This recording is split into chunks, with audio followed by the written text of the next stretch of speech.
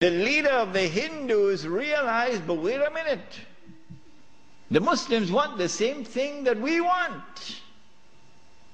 We also want, the Hindus, we want to get rid of the British, and we want to restore Hindu rule over the Hindus. So there's a conversion of interest here. So Gandhi, who later became known as Mahatma Gandhi, Gandhi approached the leadership of the Khilafat movement and he said to them, listen, the same thing you want, the same thing I want. So why don't we join forces? Will you allow me to join the Khilafat movement? And guess what the leadership of the Indian Muslims did?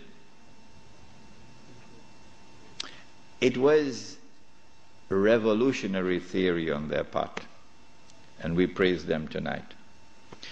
They admitted, they accepted the offer of Gandhi, and they formed an alliance.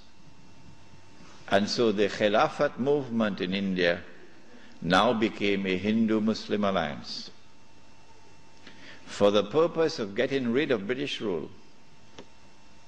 And then that would replace, that which would replace British rule would be Islamic rule over Muslims and Hindu rule over Hindus.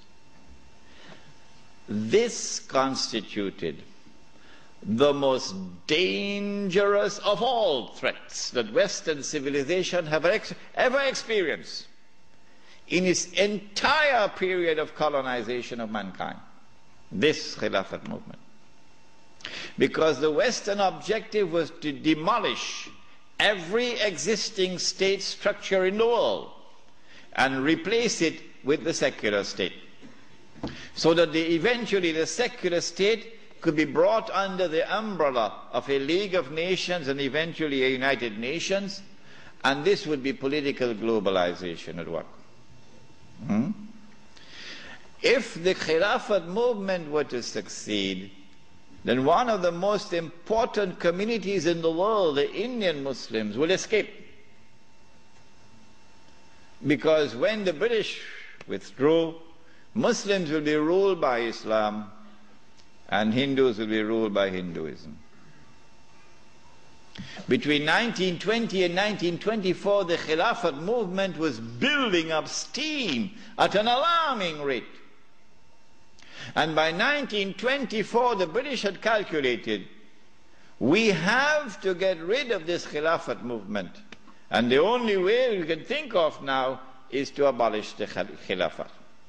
And so they put the pressure on Mustafa Kemal. As soon as the Khilafat was abolished, the Khilafat movement in India began to lose steam.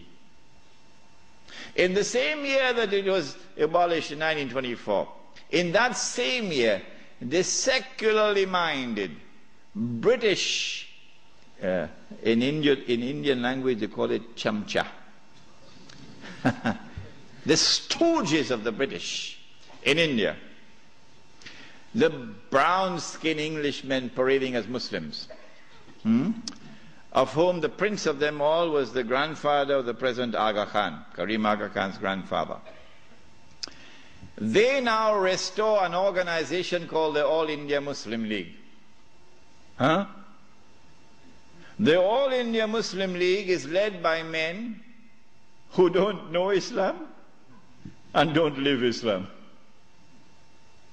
And these are the people who now wage a struggle for the liberation of the Muslims from British rule to be replaced, not with rule of Islam, oh no, but rather by the rule of the secular Republic of Pakistan and the secular Republic of India, so that Pakistan and India could be embraced within the community of secular nation states. But of course you had to put a little red herring to fool the people. So you have to make it appear as though Pakistan is going to emerge as an Islamic state, but that's just dust in their eyes, to fool those who see with only one eye. And so in 1924, on the 3rd of March, the caliphate was abolished. When the caliphate was abolished, Sharif al-Hussein realized that he was in grave danger now. So long as there was a Khalifa in Istanbul, the British needed him. But now that the caliphate was destroyed, abolished, Sharif al-Hussein now realizes the plan. He says, oh my gosh, they're going to send Abdulaziz ibn Saud to cut my throat now. In exactly the same way that Abdullah of Jordan is now realizing, as soon as Bush attacks Iraq, that is the end of me. So Sharif al-Hussein decides 4 days later, on the 7th of March 1924, to claim the Khilafah for himself. But when you're a client state of Britain, you can't do that. You have to first apply to the British government for permission to become the Khalifa. He didn't do that. As soon as Sharif al-Hussein claimed the Khilafat for himself on the 7th of March 1924, you're going to get all of this information in that book which is outside, The Caliphate, the Hijaz and the Saudi Wahhabi Nation State. As soon as he did that, Britain gave the green light to Abdulaziz. Attack. Within 6 months, the Saudi army of Abdulaziz ibn Saud conquered Mecca. And Abdulaziz and Sharif Hussein packed his suitcase and off he went. British took him away. This one the Americans will take out of Jordan. And so Abdulaziz ibn Saud is now in control of Mecca and eventually Medina. It's a Saudi Wahhabi alliance. Does he claim the Khilafah for himself now? No. What he does is, as soon as he enters Mecca in 1924, October, Abdulaziz ibn Saud makes a proclamation, and they're going to hate me for revealing this to you, because nobody remembers it now. The proclamation which he makes is that this land belongs to the entire Ummah. This land belongs to the entire Ummah. I wonder how a Pakistani or a Bengali Muslim will feel when he hears that, and he's been rounded up like dogs, stray dogs, and put on trucks because he's overstayed his visa, while white-skinned Americans and British are treated like princes in the Holy Land. How will a Pakistani or Indian or Bangladeshi feel? This land belongs to the entire Ummah. And it is for the Ummah, not for Abdulaziz ibn Saud, for the Ummah to establish the government which will rule over this land. That is his proclamation in 1924. But in cricket it's called playing for time. He did this because in April of 1924, Al-Azhar University had responded to the Turkish abolition of the Khilafah. What did they do? Al-Azhar University declared that this was bid'ah and haram to abolish the Khilafah. And therefore we must respond to it. And the response of Al-Azhar is that we must have a mu'tamar, a conference, which would meet and which would appoint a new Khalifa.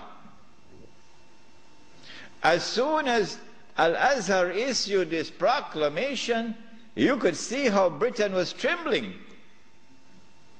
The British government can't digest their food now. They've got to plan some counter strategy to the initiative of Al-Azhar University. The counter strategy is that Egypt is itself not a free country. It may appear free, but Britain really has control over Egypt. So Britain puts pressure on King Fuad, the father of King Farouk. You're too old to hear about, you're too young to know about this.